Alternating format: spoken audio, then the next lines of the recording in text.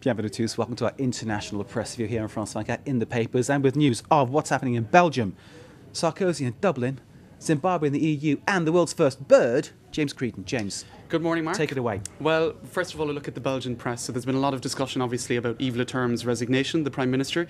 He resigned yesterday, having failed after months of... It's a mess there, isn't it? It's a complete mess. The feuding factions, they cannot come to a resolution over the problem. Each side is blaming the other. And if we have a look at, first of all, at the French-speaking daily Libre Belgique, they're saying really that Yves Le Terme, his nerves got the better of him. He has failed after months of wrangling to come to any sort of a resolution in this conflict.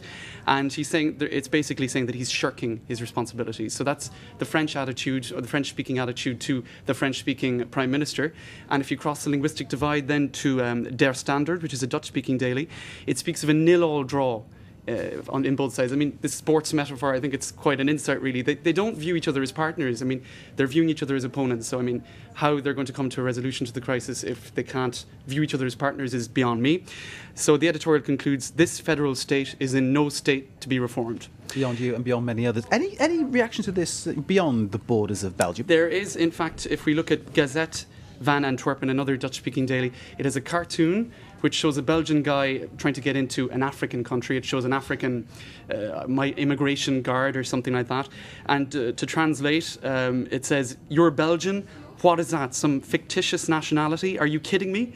So, I mean, a rough translation from my great Dutch there. And it's an insight really into the fears of Belgians that their nation is perceived as almost non-existent now abroad. And just a quick look at the French paper Libération, which also has it as its headline story, "To be or not to be," it says, quoting Shakespeare. And to continue the Shakespearean reference, according to Libération, something is indeed rotten in the state of Belgium and it's time they sorted out. The editorial simply entitled Sick. That's it. So let's shuffle off the mortal coil of that story, to quote another line from Hamlet, and move on to Nicolas Sarkozy and Dublin.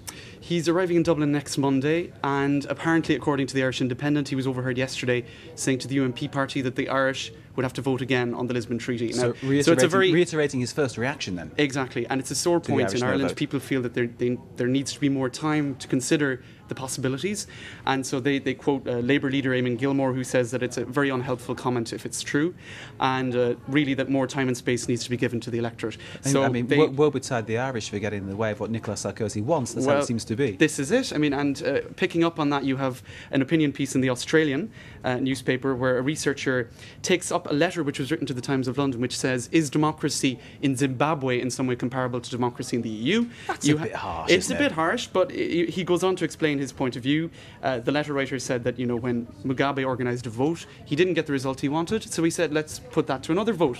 And the researcher goes on to say, well, France and the Netherlands voted on the European Constitution. They said no. 2 years later, along comes the Lisbon Treaty. So they're trying to get the answer they want. But I think the EU, isn't quite the monster that Mugabe is. But yeah, it's a little bit over-egged, shall we say. Exactly. Okay, the first bird. Yeah, the Daily Mail has an illustration here of the world's first bird, 385 million years old. Looks like a lizard. Found in a cave near Bristol, and I think it looks more like a cross between a moth and a lizard than a bird. Researchers have concluded, according to the paper, that the bird did actually fly. So another great scoop by the Daily Mail, prehistoric birds flew. That's fantastic. And a cave near Bristol. Cave near Bristol. My kids are there. They'll be chuffed about that. Fantastic, James. Thank you very much. The world's first bird found near Bristol. Fantastic stuff.